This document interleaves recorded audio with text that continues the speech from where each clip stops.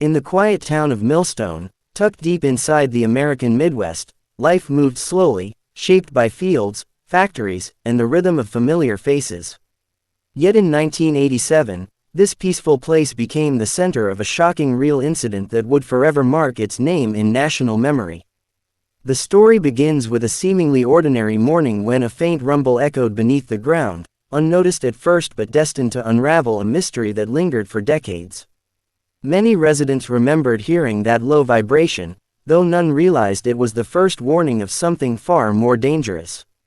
Among those who sensed the unusual tremor was 17-year-old Daniel Rogers, a high school student known for his curiosity and habit of observing every detail.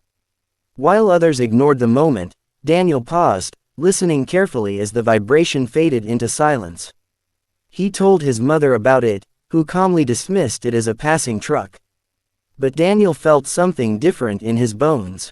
What he didn't know was that beneath Millstone lay a forgotten network of tunnels built during the 1940s for wartime storage, abandoned, decaying, and now shifting dangerously under the town's foundations.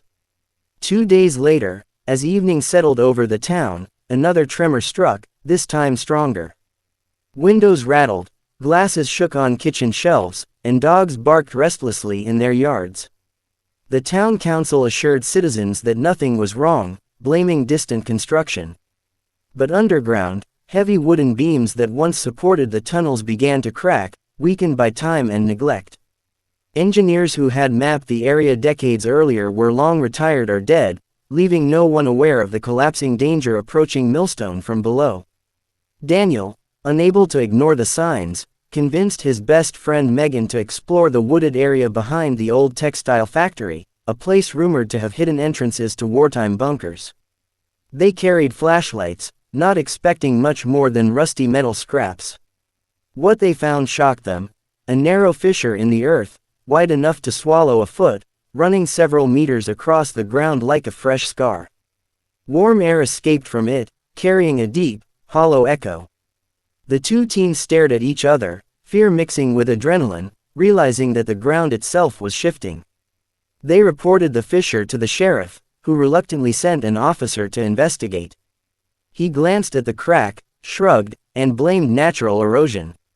The matter closed, but Daniel's fear grew. He spent the night researching old town archives in the library, discovering a brief reference to Operation Stonehouse, a classified wartime project involving underground storage and experimental tunnels.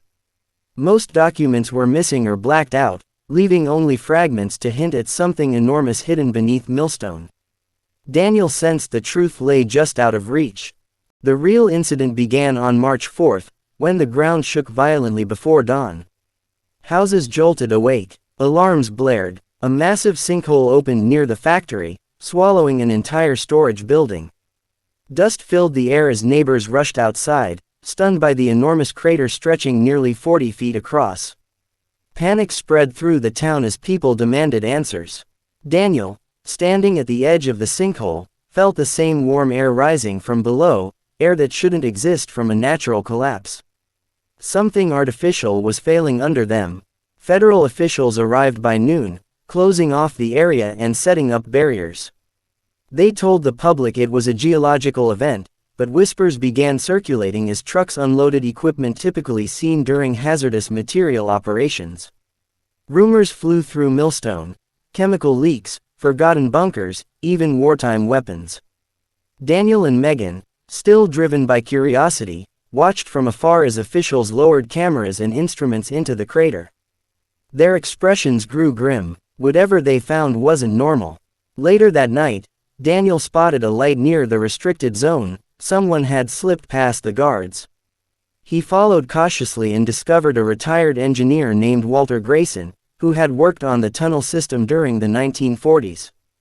Grayson revealed that the tunnels weren't just storage facilities, they were built to house experimental fuel compounds meant to power new military aircraft. The compounds were sealed in underground chambers lined with early protective materials that were never meant to last 40 years. If the chambers had ruptured, they could release gases that weakened the surrounding earth. Walter believed the sinkhole was only the beginning. If other chambers failed, sections of Millstone could collapse in a chain reaction.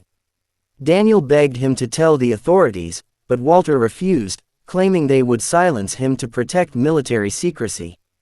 Instead, he gave Daniel a faded map showing tunnel routes beneath schools, houses, and the town square. It was a terrifying revelation. Millstone had been built directly on a sleeping hazard no one remembered. The next day, Daniel tried showing the map to officials but was dismissed immediately. One agent sternly warned him to stay out of restricted zones. Meanwhile, more tremors shook Millstone. Sidewalks cracked. A car fell halfway into a sinking driveway. Fear rippled across the community, forcing the mayor to demand transparency. Under pressure, federal officials admitted that a historical military site existed underground but insisted the situation was under control. Nobody believed them anymore. Daniel gathered a group of trusted classmates and shared the map, deciding they would warn residents living above the most dangerous tunnel sections. They split into teams, knocking on doors and explaining the risk. Many were skeptical until fresh tremors shook the street. Soon, families began packing bags, unsure where to go but unwilling to risk staying. Daniel's warnings spread faster than official statements, turning him into an unexpected leader. That evening, a thunderous crack echoed across Millstone. A second sinkhole ripped open near the town square, swallowing streetlights and part of a parking lot. Screams filled the air as people ran. Dust clouds rose like smoke. Emergency sirens wailed through the night. Federal teams rushed into action, sealing off wider areas. Daniel watched, heart pounding, knowing that the third and largest tunnel chamber, marked in red on Walter's map, lay beneath residential blocks. Walter met Daniel again, grim-faced. He revealed the chamber held unstable remnants of experimental fuel that could release toxic fumes if fully exposed. Worse, the chamber roof was thinning. Walter believed the only way to prevent collapse was to relieve pressure by creating controlled ventilation in a nearby service shaft. But officials refused to risk sending anyone down. Daniel knew the shaft was near the woods, the same place where he found the fissure. He and Megan decided to act. At dawn, they slipped past the barricades and reached the fissure. With ropes, masks, and flashlights, they descended into the narrow gap. The air grew warmer, heavy with chemical scent. The tunnel opened into a massive chamber lined with crumbling metal supports. Beneath them, glowing liquid pooled in fractured containers. The sight was terrifying, history leaking into the present. Megan held her breath as Daniel searched for the ventilation mechanism Walter described. They found a rusted panel connected to old valves. Daniel used a wrench to force the valve open, sending a sharp hiss through the chamber. Fresh air began moving, stabilizing pressure. But the floor rumbled violently, signaling another imminent collapse. The ceiling buckled, spilling fragments of rock. Realizing the chamber could cave in at any second, they climbed back toward the fissure. Daniel pushed Megan upward first, shouting for her to run.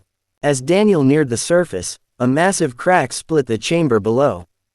The sudden release of pressure created a powerful shockwave that pushed him upward but also shattered the ground around the fissure. Megan grabbed his arm, struggling against the shifting earth. With a final pull, she dragged him out as the entire tunnel beneath them imploded in a roaring cascade. The fissure snapped shut, sealing the chamber forever. Above ground, the collapse triggered a final, enormous sinkhole that stopped just short of residential homes, likely prevented by the ventilation they created. The explosion of dust shook the trees. Megan and Daniel stumbled, coughing, covered in soil but alive. Emergency teams rushed toward them, stunned to see two teenagers emerging from a restricted zone moments after the largest collapse. Federal officials detained them for questioning, demanding to know how they entered the tunnels. But when Walter Grayson stepped forward and exposed his involvement, the truth spilled out. Media swarmed the scene, capturing the retired engineer's confession about the forgotten wartime project, the unstable fuel, and the decades of secrecy. The story spread nationwide, prompting outrage and demands for accountability. Millstone residents were evacuated for a week while structural teams stabilized remaining sections and sealed all tunnel entrances.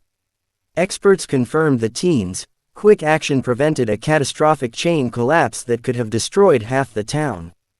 Daniel and Megan became local heroes, though they avoided the spotlight. Walter faced legal consequences but was praised by many for finally revealing the truth. Investigations led to historic reforms in how the government handled old military sites. A national task force was formed to locate and assess underground facilities across the country. Millstone became a case study in forgotten infrastructure risks, its name forever linked to the incident. But for the people who lived there, the experience left scars deeper than any sinkhole. Some families moved away permanently, unable to shake the fear of unstable ground. Others rebuilt their homes with newfound caution. Schools taught future generations about the incident, turning the tragedy into a lesson in civic awareness and historical accountability. Daniel returned to his studies, though the events shaped the path he would choose later in life. Megan, too, found herself changed. Witnessing the collapse and barely surviving it left her braver and more determined. She and Daniel became advocates for public safety reforms, speaking at conferences while continuing their normal lives. They carried the memory of that underground chamber with them, its heat, its smell, its danger etched into their minds forever. Over the years, the sinkholes were filled, parks rebuilt, and new foundations laid on reinforced structures. But even as Millstone returned to calm, townspeople remembered the morning when the earth groaned beneath them. They remembered how two ordinary teenagers stepped forward when officials failed to act, proving that courage can emerge from unexpected places. Federal files about Operation Stonehouse were eventually declassified, revealing dozens of pages of missing or flawed documentation. Engineers admitted the tunnels were experimental, constructed quickly under wartime pressure. No long-term stability assessments had been made. The revelation fueled debates about forgotten military projects that could still hide beneath American soil. Journalists continued covering the story for years, interviewing survivors and experts. Many agreed Millstone had narrowly escaped becoming one of the worst structural collapses in American history. The incident led universities to research old underground facilities nationwide, uncovering several other neglected sites. Millstone became the catalyst for sweeping national changes. Daniel eventually pursued a career in engineering, dedicating his life to preventing tragedies like the one he nearly fell into. Megan studied environmental science, determined to protect communities from hidden dangers. Their friendship remained strong, forged by the day they faced darkness underground and survived together. Walter spent his final years giving interviews, explaining his regrets over staying silent for decades. He passed away peacefully, knowing that his final act of truth-telling helped save thousands of lives. His map, once hidden, became a preserved part of Millstone's local museum, a reminder of the risks buried by history. Generations later, the people of Millstone still speak of the night the ground roared and the day two teens changed the fate of their town. It is a story shared in classrooms, town meetings, and family gatherings, a testament to bravery and the importance of questioning official silence when danger lurks beneath the surface. The land eventually settled, the tremors disappeared, and Millstone flourished again. But beneath its calm exterior lies a deep understanding. History leaves shadows, and sometimes those shadows rest under our feet. The incident remains one of America's most startling reminders of how forgotten secrets can resurface unexpectedly, demanding courage and truth. Thus the real story of Millstone stands as a lasting lesson, not only about old tunnels and collapsing earth, but about the power of ordinary people who refuse to remain silent. Through fear, dust, and danger, Daniel and Megan showed that sometimes the future of an entire town rests in the hands of those willing to act when others won't. Their courage carved a place in history, ensuring the world would never forget the day Millstone nearly fell.